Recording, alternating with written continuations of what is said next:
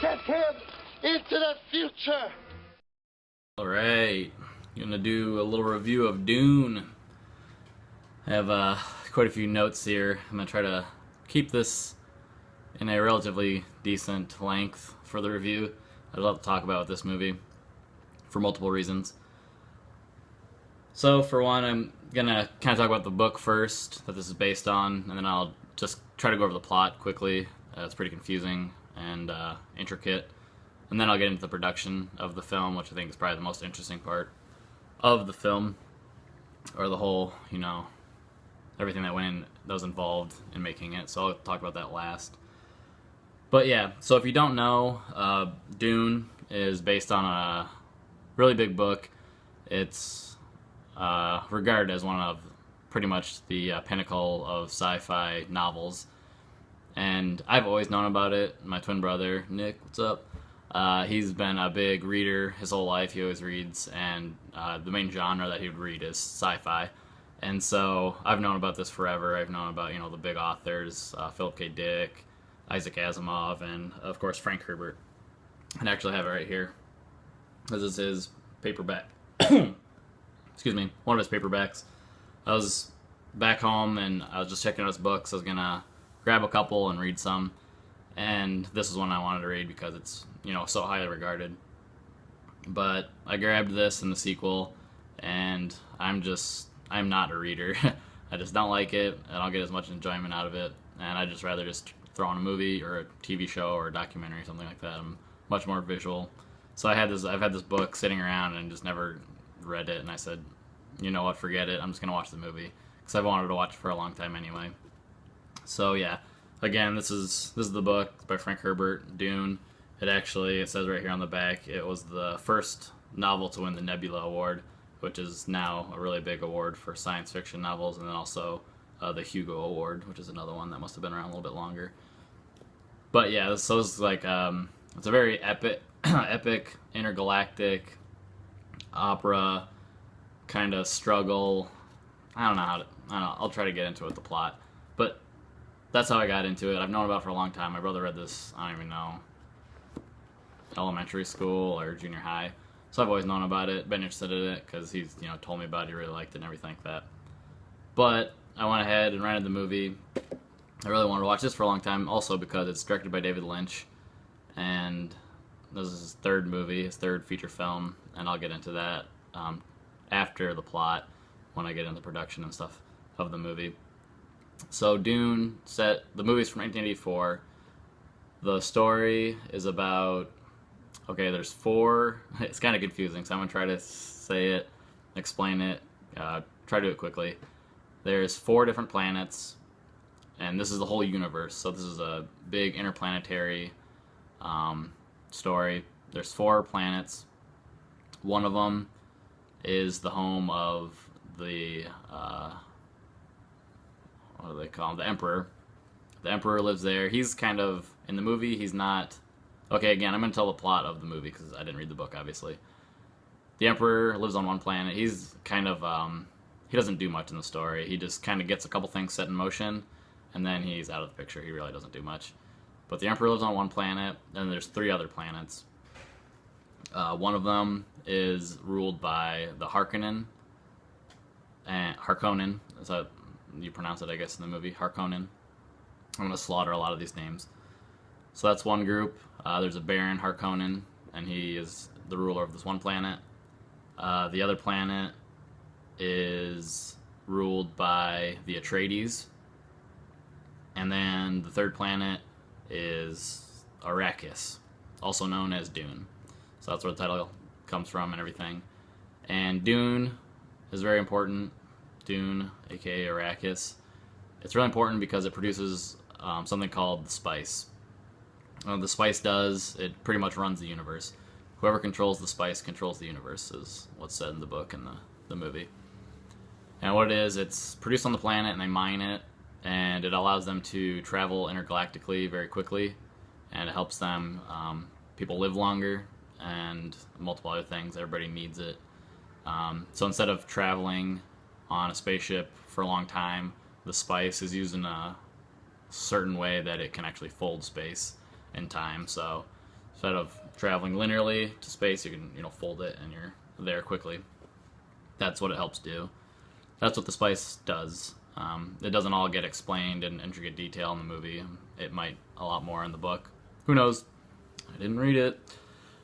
So yeah, there are native people that live on Dune, but they're kind of a little unknown. Let's see, I forgot their name on top of my head. The Fremen, something with an F. But not a lot is known about them. But the two kind of intergalactic giants are the Atreides and the Harkonnen. So when we start this movie, the Harkonnen are on Dune, but then quickly the Atreides are going to be going there and taking it over. And so the whole movie is kind of involved with those two families fighting over Dune. And our main protagonist is Paul Atreides. He's played by Kyle MacLachlan. This is actually his film debut. He'd go on to keep working with David Lynch, though, in Blue Velvet and, of course, Twin Peaks, and more recently Portlandia, where he's hilarious. So he is the Prince Atreides, and he's traveling with his father and his father's army and everybody like that. They're going to Dune, to Arrakis, and they're going to be taking it over. And I don't think it's explained very well, what they did to get the Harkonnen out of there.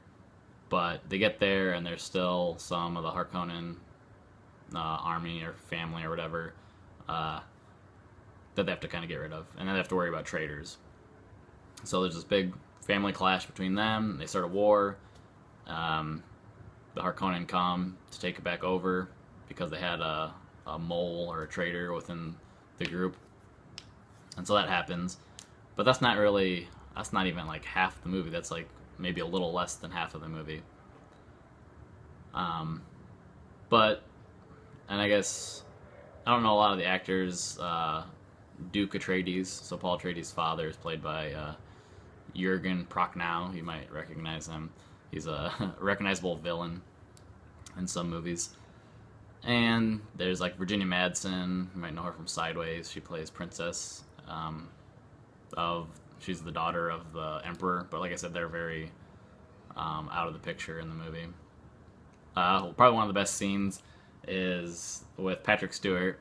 So Patrick Stewart from as Captain Picard in Star Trek and Professor X more recently in the X-Men movies. There's a part when the Harkonnen and Atreides are all fighting on Dune. And okay, so I guess I'll explain the families a little bit more. So the Atreides, they're very regal, they're very proper, and they're always wearing like their really nice military dress uniforms and stuff like that. And the Harkonnen are disgusting.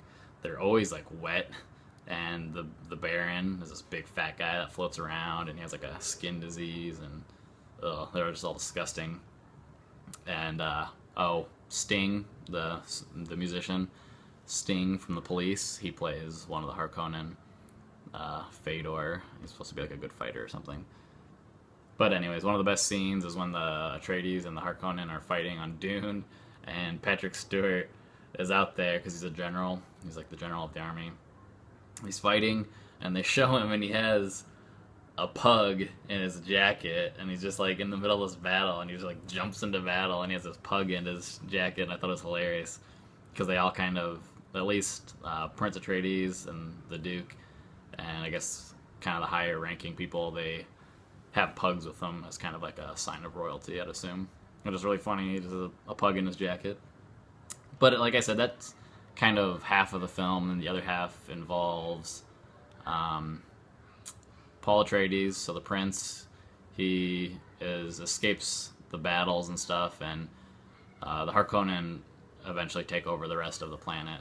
But he escaped with his mother, and they get found by the rest of the native group that lives on Dune.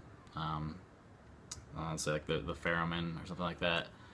And so they get involved with that group, and eventually he like becomes their leader, and it's kind of like a biblical tones to it. He comes and saves them, and they're all going to take over the planet again, because he knows that whoever controls the spice is going to control the rest of the universe, and everybody else, all the other planets, are going to have to take notice of what's happening if they shut off the supply, which is what they do. And so that's kind of the story. And then they get, oh, and there's also on Dune, it's a big desert planet, hence the name. There's also these giant sandworms that are all over the place, and they kind of take control of those and use them to their advantage and whatnot. So he becomes like a messiah and everything like that. Paul Atreides does, and he goes by the name Paul Muad'Dib becomes his name. But anyways, that's the plot. I know it took a long time, and that's probably not even a portion of what's actually in the book. It's not a super long book. I mean, this paperback's not that huge, but there's a lot going on.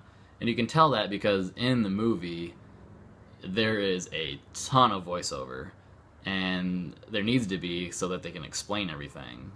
I mean, you'd be completely lost if you didn't have a lot of it. But then it also had a very negative effect because you can just tell that there's parts of the film that are just gliding through and kind of glossing over a lot of the details just to keep the story moving. And you get the sense that they're skipping a lot of stuff that probably had a lot more attention paid to it in the book, which is not something you don't really want to have in a movie, that it makes it obvious you're skipping stuff or you're really just trying to advance the story and skipping over a lot of parts, and you really get that sense in the movie, which is too bad. And, I mean, there's a couple things I didn't even talk about, like his mom, and there's a whole other group of like kind of telepaths that are telepathic and can read minds. That's very glossed over. He has a wife, Paul Atreides, the prince. He gets married and like falls in love, and that's like 2 minutes. It's not even 2 minutes in the movie. It's crazy how fast they go over some of the stuff. And also the action is not good.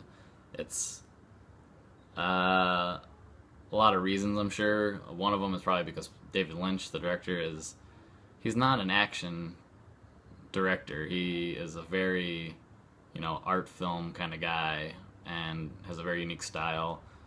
And I didn't mention, but you probably know David Lynch, Eraserhead and Blue Velvet, Inland Empire, Mulholland Drive. These aren't action movies, and there's a lot of action in the film, and it's just not done well. They had a lot of scenes that you could just tell they're kind of repeating, and it might have maybe different actors in there, but it would just look the exact same thing, just kind of like the same role going back and forth of the same action scene, and it got pretty tedious. It's like, okay, move it on. So, I mean, that's not good. Not good. There's also like a knife fight between Paul Atreides and then the guy that Sting plays, Fedor. And it should be like a pretty epic, climactic battle, but the action's just really bad. It's poorly choreographed, and again, I think that's kind of probably just from the. It's also early '80s. 80s aren't really known for awesome action scenes or fight scenes. So yeah, bad action, a lot of voiceover, just so much of this plot is being flown through. But that's it. That's kind of like what I want to talk about with the plot. I want to get into the production of the movie because I think there's obviously a ton of the reasons that this movie is not good is due to the production and what happened. This book has been around for quite a while. I didn't look right here quick. Maybe you'll find it. So this was made in 84, and it had been in Hollywood for a long time. 65. So the book was written in 1965. And, I'd been floating around for a long time with a ton of different directors and a ton of different actors attached to it and involved that were going to adapt it. It just never happened until David Lynch actually came on board. So what happened with him, this was his third film. He did Eraserhead, which, he spent a ton of time on. I'll have a link to it, my review. I think it's like at least 11 or 15 years he spent on that. It was his first movie. And it's like an incredible art house movie. Get cut off. Sorry, I got a phone call coming in. But anyway, saying that was an awesome art house movie, Eraserhead, and it got him recognized by a ton of other people in Hollywood mostly other really good directors at the time. So like George Lucas, Steven Spielberg, Coppola, Scorsese, they all loved what he did with it. And so after that, he started getting a lot of really big offers. The second movie he did was Elephant Man, which is much more his style. I haven't seen it yet, but I can just kind of assume. And then this was his first big Hollywood film, and he actually had passed on the original three Star Wars movies. He was offered the chance to direct the third one, The Return of the Jedi, to do this. And the production of this thing was insane. There were like so many. It's a huge movie. Like the scale of it is enormous, and there's so many actors and sets and models. It's just an enormous movie, and he's not used to working like that.